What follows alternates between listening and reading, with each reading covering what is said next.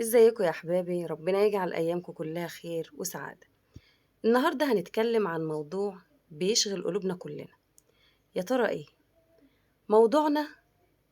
العلامات اللي لو لقيتيها في حياتك اعرفي ان ربنا سبحانه وتعالى بيحبك.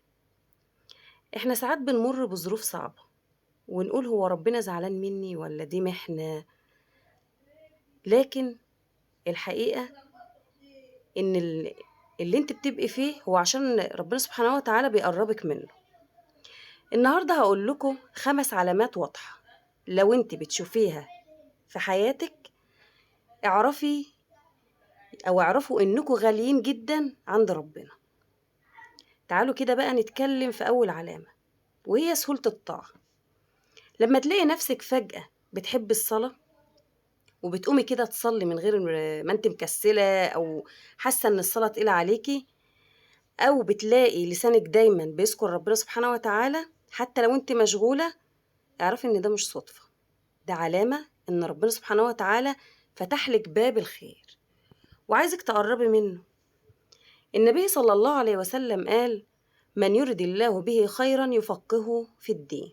يعني اللي ربنا يحبه بيسهل عليه طريق الطاعة، وده طبعا من علامات حب ربنا لينا، إنك تلاقي الذكر وتلاقي الصلاة وتلاقي طاعات ربنا سهلة عليكي. ولو عملت طاعة تحسي ان انت عايزة تعملي طاعة تانية، يعني انت عايزة تزودي في الطاعات، مش واقفة على طاعة واحدة، لا. وبتلاقي نفسك ان انت بتسألي في حاجات، يعني لو انا عملت الطاعة دي كده ربنا هيحبني. طب لو انا ذكرت الذكر الفلاني، وتلاقي نفسك كده سبحان الله بتتفرجي بقى على الفيديوهات اللي بتتكلم عن ربنا، قلبك كده هتلاقيه منشرح لكلام ربنا والحب ربنا والطاعات. فاعرفي ان دي يعني علامة من حب ربنا ليك، دي مش حاجة جايلك كده صدفة، دي جايلك من عند ربنا سبحانه وتعالى. ويا ريت لو انت تتمسكي بالطاعة دي او اتمسكي بالعلامة دي. تعالي بقى كده نشوف العلامة التانية بتاعتنا ايه.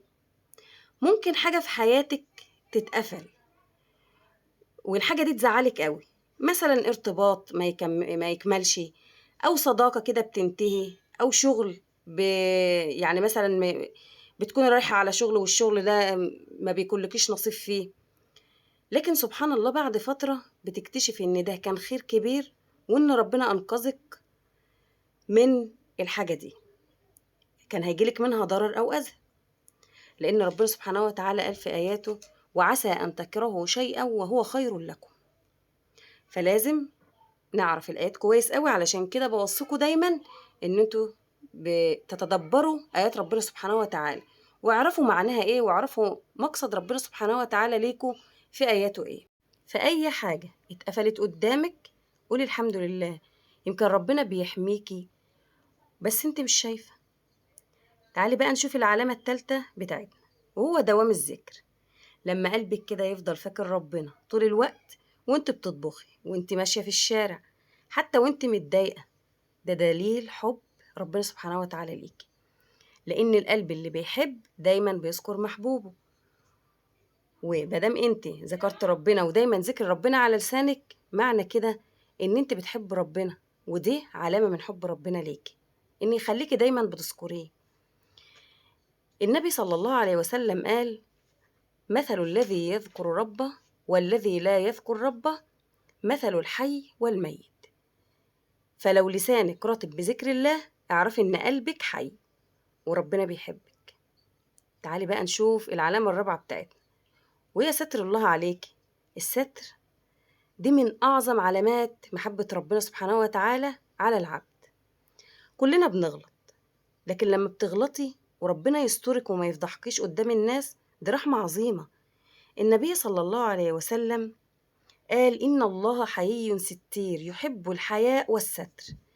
تخيلي بقى لو كل غلطة اتكشفت، حياتنا كانت هتبقى صعبة جدا. فلو ربنا سترك احمديه من قلبك، لأن ده حب ورحمة. هي مش نصيحة منك ان انت عملت الغلط ومحدش عرفه، ده ستر من ربنا.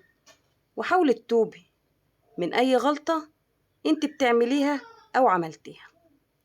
تعالوا بقى نشوف العلامة الاخيرة، وهي العلامة الخامسة: استجابة الدعاء.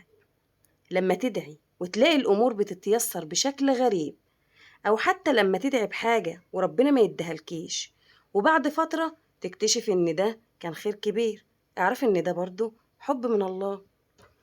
النبي صلى الله عليه وسلم قال: ما من مسلم يدعو الله بدعوة ليس فيها إثم ولا قطيعة رحم إلا أعطاه الله بها إحدى ثلاث: إما أن يعجل له في دعوته، وإما أن يدخرها له في الآخرة، وإما أن يصرف عنه من السوء مثله. يعني في كل الحالات ربنا بيستجيب ليك. في آخر الفيديو لو شفت العلامات دي في حياتك، سهولة طاعة، في إبعاد شر، دوام ذكر، ستر الله عليكي، استجابة الدعاء، اعرف إن ربنا سبحانه وتعالى بيحبك جدا.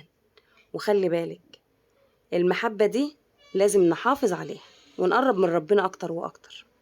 لو الحلقة عجبتكم ما تنسوش اللايك والاشتراك في القناة، وشاركوا الفيديو مع أي حد محتاج يسمع الكلام ده، واكتبولي في التعليقات إيه أكتر علامة حسيتي إنها موجودة في حياتك. أشوفكم في فيديو جديد، والسلام عليكم ورحمة الله وبركاته.